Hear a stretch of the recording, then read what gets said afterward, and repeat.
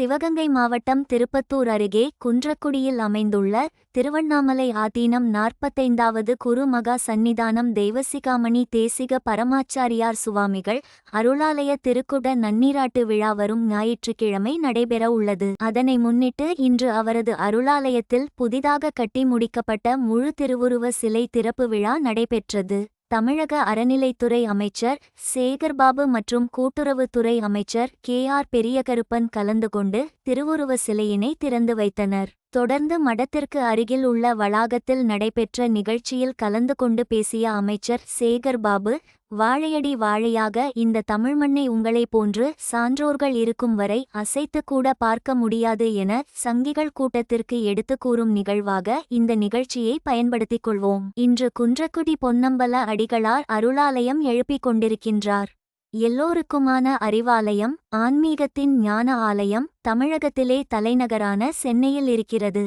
அந்த அறிவாலயம் சிறக்க இந்த அருளாலயம் என்றும் துணை நிற்க வேண்டும் என பேசினார்.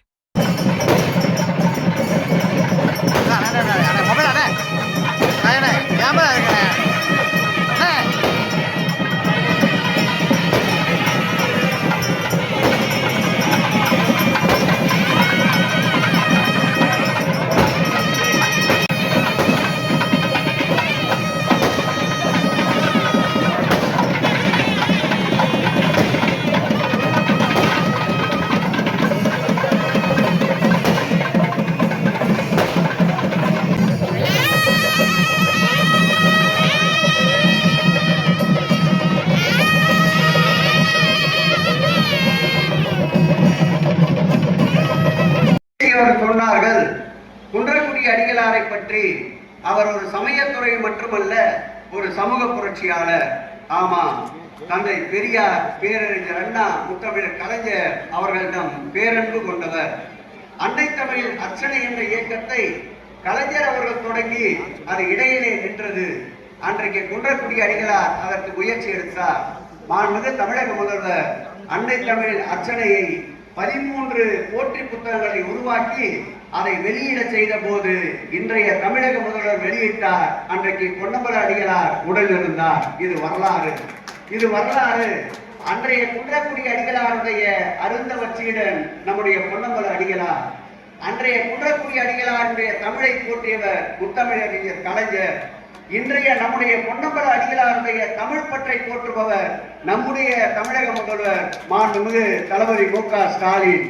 இப்படி வழி வழியாக வாழையடி வாழையாக வருகின்ற இந்த தமிழ் மண்ணை உங்களை போன்ற சான்றோர்கள் இருக்கின்ற வரை அசைத்து பார்க்க முடியாது என்பதை இந்த மேடையிலே சங்கிகள் கூட்டத்திற்கு எடுத்துச் சொல்லுகின்ற ஒரு நிகழ்வாக இதை நாம் பயன்படுத்திக் கொள்வோம்.